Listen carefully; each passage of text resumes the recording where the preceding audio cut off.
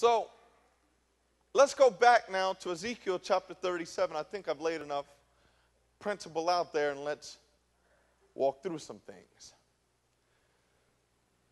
Verse number 1 teaches us that the valley was not just full of bones, but the valley was full of dry bones.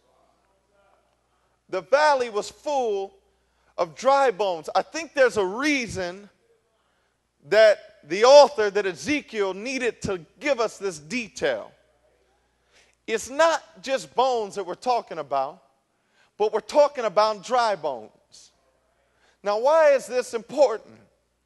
Because dry bones are different than just regular bones.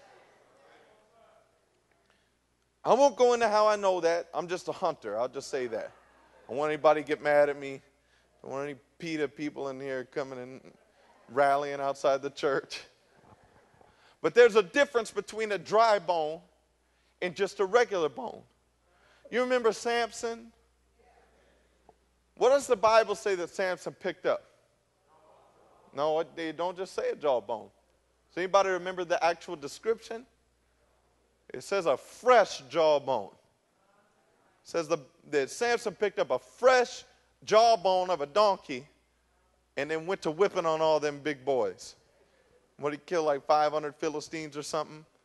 But it was a fresh jawbone. Now, Ezekiel said he saw dry bones. What's the difference? If Samson would have picked up a dry donkey jawbone, then he wouldn't have whipped all them Philistines. I know I'm being facetious right now, but why wouldn't he have done that? Because it would have broke. And it would have broke because dry bones are fragile bones. A dry bone can endure what a fresh bone can. The longer a bone remains, listen to me very carefully, exposed, so long it remains exposed, it becomes more brittle, becomes more feeble, and becomes more weak.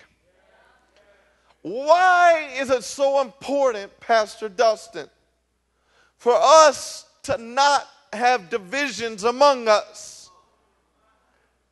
Because when you decide to separate yourself, you expose yourself to things, listen, that normally would not have access to you. You expose yourself to things that you can be exposed to when you're together. Now, we talked about this a couple weeks ago, remember? You can be together and have to endure certain things and it not really take a toll on you. But try doing it by yourself and it takes a completely different toll on you. Are you with me? Oh, Lord, I wish I had time to just stay there. So Ezekiel says these bones that I'm dealing with are not really useful for anything. Not while they're by themselves. Now, it's God that showed Ezekiel this. And in the end, we're going to learn that God is going to compare these bones to the people of Israel. He's going to compare these bones to his people. What's the point that God is trying to make to Ezekiel? The point that he's trying to make, number one, is that everything is in one place, but not everything is connected the way it needs to be connected. But there's a lot more that he's saying. He's saying because things have been in one place yet disconnected for so long, then all of the pieces are weaker than they would normally weak if they would just assemble themselves. They're feeble, they're weak, they're useless, they're dry. You can't do nothing with them. You can't fight with them. In other words, and God's going to say it, they have no life. And so God speaks to Ezekiel, and he says, Son of man, can these bones live? Son of man, can these bones live? And Ezekiel, the prophet, replies to God, only you know this, God.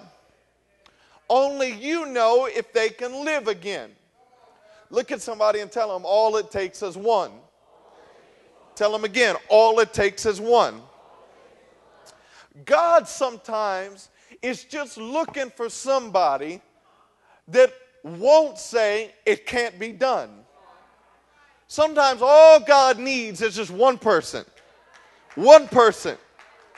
Not to give instruction about how it's going to go. Not to give his opinion on how things ended up the way they ended up. But sometimes all God needs is just one person to say, I'm not quite sure, but you know.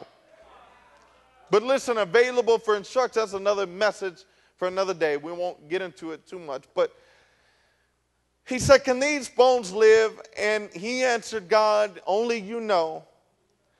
And he said unto me, prophesy upon these bones. Prophesy upon these bones. Speak forth to these bones.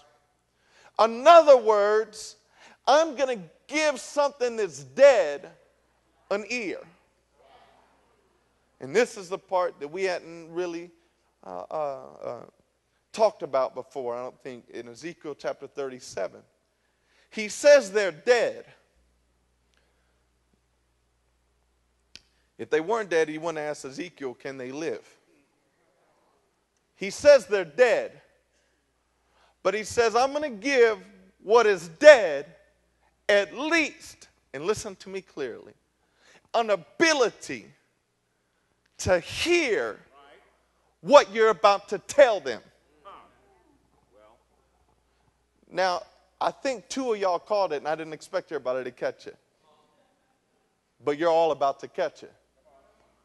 I'm going to give what is dead, listen to me clearly, at least an ability to hear, Gene, what you're about to tell them. In other words, let me bring it to right now. You can come up in this house and you can say, God, you ain't done nothing for me in a long time. You can say, I don't feel like I'm the head and not the tail. As a matter of fact, I feel like I'm the tail and I'm not the head. You can say, I don't feel like you have blessed me and favored me, oh God.